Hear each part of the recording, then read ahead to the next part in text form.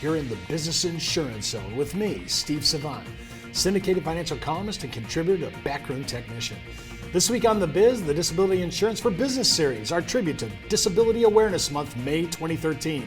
And on today's show, our business succession disability insurance with nationally recognized DI expert, Dan Steenerson. When it comes to life insurance, annuities, long-term care, disability, or group pension plans, we're the news you can use. Well, welcome everyone to the Business Insurance Zone. I'm your host, Steve Savant, and we're broadcasting to a nationwide audience of financial advisors right here in Fountain Hills, Arizona, suburb of Phoenix, and home to America's largest fountain. And with me today, day 4, Dan Steenerson. Dan, welcome back. Thanks for having me. Man, we have been talking about all that is DI in business, and today I want to talk about all that is DI in succession planning. Now, I don't want to get onto my high horse and I don't want to grind an axe today, but most of the business succession planning that I've done over my life has been life insurance. Yes. And my big complaint of our industry is that we all do the insurance and only a third of the business succession planning is documented. Think about that. I mean, we don't have the documentation. We don't have the buy-sell arrangement. Where's the agreement? It's pretty amazing. It's really amazing. And the E&O must be huge out there. I mean, just unbelievable. And with the attorneys watching my show, they're probably licking their chops in litigation right now, thinking, oh my gosh, bring that guy in as a substantial legal authority.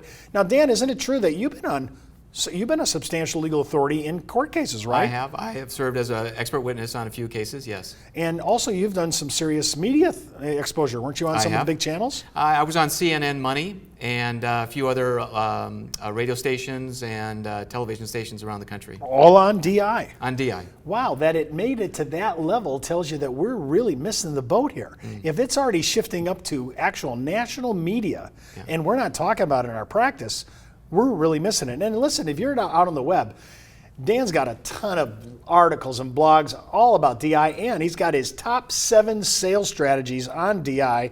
If you say, Steve, I want all those, just go ahead and ask me for it at thebiz.tv. So when you come in there, sign in. Go ahead, when you're done signing, say, I want his top 7. If you want that DI stats, we were all last week were giving it away.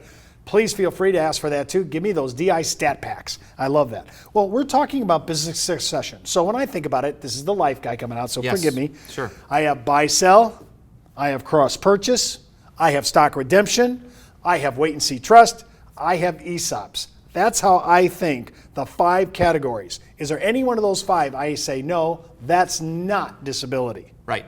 Well, the ESOP, we generally don't get involved with that from a buy-sell standpoint. Okay.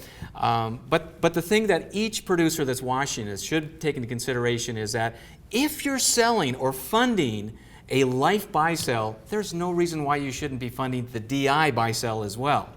Well, let's just do the stats again. I mean, again, they're replete. When we look at statistics for disability during buyouts and statistics for death during a buyout, the DI stats are overwhelming. Yes. And yet we bypass it. Now I say the reason we bypass it, Dan, is because we look at a DI policy and we freak on the legal language. That's the first thing out of the door. Second of all, I don't know if I can explain all the possible riders, whether it's from residual to COLI to whatever. And number 3, I don't know the value. I don't know how to equate value for those riders. Should I be buying the one, like we talked a couple days ago, the 1 year? No, we're not doing the 2 year, we're just doing the 1 year. My elimination period, my waiting period. It's so confusing, especially to a mortality-driven producer. Sure. So when I'm looking at this, my first question comes, how does any carrier price the value of this for a succession plan? Because in life, I just have to bring out the balance sheet. I do the value, 2 for 1, 3 for 1, whatever it is. I send it to the home office. Is it different? Well, what they're going to take into consideration, number 1 is the age. Number 2 is the occupation. Are you in a risky occupation that's going to increase the premium? Once they establish those 2 items, then there's really a very simple approach to designing a buy-sell product. 3 things. Number 1, what's the waiting period? What's the benefit amount? And what is the benefit period that benefit amount is going to be paid out over? And after that, you're pretty much home free when you're designing a disability buy-sell plan. Well, let's just talk about the first one. Let's talk about, okay, I'm assuming the older the age, not as well then, or better, or? The older the age in DI, the more expensive you're going to pay. And then the other part is occupation. I'm thinking of, well, I'm 55, but I mean, I'm not rock climbing or anything as my occupation. Is it a hazardous job that I'm selling? Is that what they're looking at? That's absolutely right. Very much like individual DI, there's going to be 5 different classifications that their carrier is going to want to put you in. The least risky, the most risky. And based on that, that'll determine or derive the premium. Okay, so let's say I have an occupation that that's not one of the kick out, okay? So I still am in the game. And let's say my age and my ability to pay is okay. Yep. All right, let's just say those two. Now you're saying now I have so many options. Here's why I want to get into this, because I think if you could help us understand these three options, we might be able to sell a lot of this. Waiting period, you said, the benefit amount, and the benefit duration, the time. That's right. All right. Give me a little bit of potpourri on that. Absolutely. Well, let's start with the two easiest ones, and we'll talk about the most complicated. The first easy one is the waiting period. Now, when it comes to buy-sell, there's only really 3 waiting periods. It's a 1 year, it's an 18-month, and it's a 2-year waiting period. And the reason why you might be asking, well, why is there a 1-year waiting period? Well, the reason is because you don't want to be thrown out of your business after 90 days. You want to make sure that you can at least hang on to that asset until you really know that you're not going to be coming back to work. Number 2, it's the benefit period. Couple different formulations there. One would be a 2-year benefit period. So after you've satisfied that 1-year waiting period, the benefits will be paid out over a 2-year period, a 3-year period, a 5-year period, and then lastly, a lump sum. Maybe some of your clients would not want to wait more than 2 years or a year to actually get the full indemnification of what they're insuring. And then of course the last item is the benefit amount. And this is really going to vary from company to company and the type of industry that company is in. For example, a service industry might be 2 times the gross multiple, where a manufacturer might be 3 or 4 times. So each carrier is going to look at that though differently, right? Yes. So once we see the financials, we'll be able to make our real call on what carrier we're going to pivot to make this happen. That's right. See, to me that's an important thing. This is why I have Dan here, because it's not all the same and there's no standardization. When we come back from the break, we're going to continue our discussion on business succession disability insurance, part of our disability insurance with Dan Steenerson.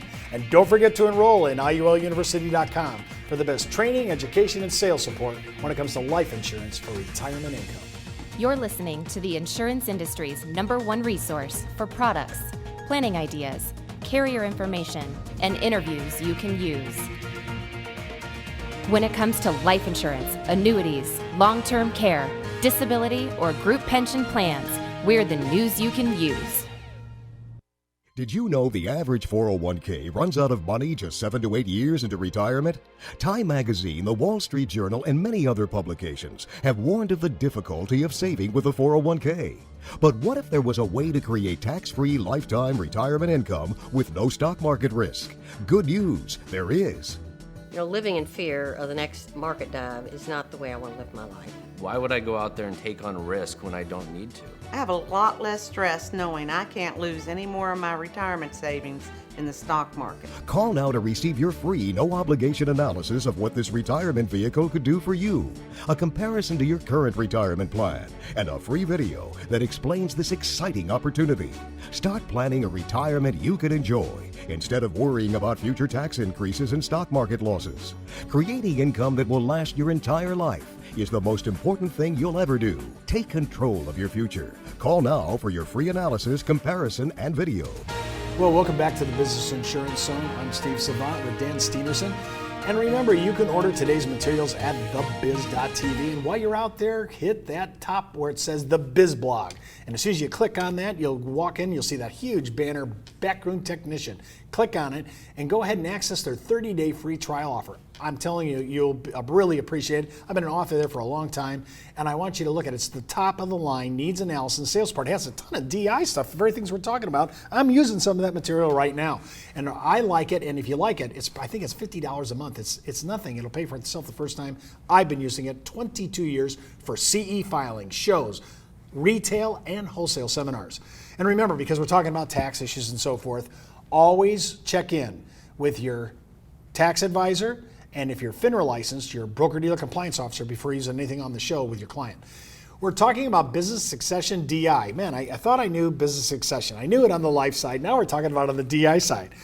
I want to talk about benefit evaluation because I thought I knew business valuation. And I look at it only as this myopic life insurance part of my practice. But you're saying, the way I'm hearing it, benefit valuation, the way you guys calculate it for DI, I think is different than mine.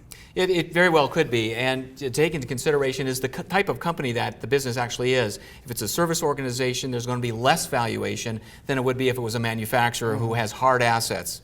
The carriers themselves are going to cap out domestically at $2 million, and that's after a 2-year wait. So you see how that plays? The longer the waiting period, the higher the benefit that you can get. Generally speaking, after a one-year waiting period, you're looking at about $1 million that they would actually fund. So there you go. Okay, well, let's just go back. I thought you just did a little teeter-totter thing that I can actually get my head around. So I could have a 2-year, right? Yes. $2 million. Yes. Right? Yes. Now, the shorter the period, then that number is going to degrade. Maybe like in your say, it's 1 year, $1 million. That's right. And just to be clear, the shorter the waiting period, the lower the benefit. The longer the waiting period, the higher the benefit. And on a DI succession plan, you're saying is it per guy? 2 million is maybe the ceiling? Well, that will be per business. Per business. Right. Okay. So I've noticed that this payout benefit, once we evaluate it, okay, and we take our sheet and we do benefit evaluation. I like that. I wish I had you need to invent this, Dan, a sliding scale, right? As you go out on your elimination period, your number goes down. As you go louder, the actual benefit goes up. I think you should do that. Excellent and put idea. that on an interactive, and remember where you got that when you become famous. All right. You got it from me live on the show, and no, I don't want my competitors doing that. I'm already claiming the right of verbal copyright. So I want to talk to you about this, though. Combination of benefit, how it's paid out. Now, yes, I guess I didn't know how flexible this was. If I understood you correctly, you can have payments being made, and then it looks like, oh, you're not returning. Looks like pretty sure you're not returning. Then you can get the bulk of it at the end. You also could have the reverse, where you take the bulk of it, but then there's payments out. Talk a little about why you would take either one or why it would happen in the first place. Absolutely, Steve. And what we see in the marketplace more often than not is what they call a down payment source of funding. So let's say, for example, you have a 1-year waiting period. After that 1-year waiting period has lapsed, a carrier could come in and maybe drop in $250,000 on a $1 million benefit. Then they take the $750,000 and pay it out over a period of time, which could be 2 years, 3 years, or 5 years. So can I repeat? I just want to make sure I'm getting this. So on my $1 million benefit, I get a $250 up front. And how long are they going to amortize that? Whatever my benefit period is. Whatever your benefit period So that the you purchase. residual, $250 subtract, I got $750. That's going to be spread over, let's say I did it over a 60-month period. Right. Now, is that the farthest out pretty much they're Yes. doing? 60 Yes. months, okay, 5 years. All right, so do you ever see the reverse though, where the guy's, he really thinks he's coming back, maybe he does, in his heart of hearts. He loves his business, or he's a workaholic, he just got to be back, he can't stay at home. But he's been taking his disability payments, the payments are coming out. And all of a sudden he makes his decision, I can't come back. The doctor says, you're dreaming. Right. Now you're going to get the residual all in one shot. What triggers that event that I get the rest of it? Well, they generally don't program it that way because that could be a sliding scale, and they need to fix a time or a period in time where they can actually price it. And so if it's got that wiggle room where it's moving back and forth, they can't price it. Okay, so if I was on a buyout and I thought, man, I'm not going to have any problems with this. They're going to give me a number I'll know going in day one. That's right. Okay, so I got my number and it's $1 million, and they said, well, Steve, if you go on DI, we're going to start paying you $50,000. And all of a sudden, how do I go back to the company and say, no, I'm not coming back. I can't come back. Is there something in the contract that accelerates to a lump sum? Well, no. Okay. No, there's not. Okay, so whatever your benefit is, it's going to be fixed on a time certain. You'll know exactly. Doesn't matter the condition. Once you go to disability claim, the actual benefit, the way you're describing it, is in granite. That's right. Okay, I just want to make sure. Okay, now, when I'm thinking about it, we're trying to evaluate the company, and I'm looking at, does it matter to you, because you said ESOPs are off the table. Does it really matter from a DI point of view, from a due diligence point of view, financial point of view, whether it's buy, sell, cross purchase, stock redemption, or wait and see trust? Does it matter that any of those are being used? No, not at all. Not so at all. It's easier for either any of those. The trust would not be a product, or excuse me, an entity that they would want to issue the coverage on. So really, when I think about it, out of the 5 what I call conventional succession planning issues, the wait and see trust would be off the table in ESOPs. Yeah, that's correct. All right, but stock redemption, buy, sell, cross purchase, the same thinking that goes behind mortality life insurance is probably the same for DI. That's exactly right. Right. Well, I've learned something new on the Business Insurance Zone, and I'm supposed to know what I'm talking about. Remember, you can watch all our DI shows this week featuring business disability. It's great on our website, thebiz.tv, and follow me on Twitter, Facebook, LinkedIn, Pinterest, and Google+. That's the Buzz on the Biz for today. You've been in the zone, the Business Insurance Zone. You're listening to the insurance industry's #1 resource for products, planning ideas, carrier information, and interviews you can use. When it comes to life insurance, annuities, long-term care, disability, or group pension plans, we're the news you can use.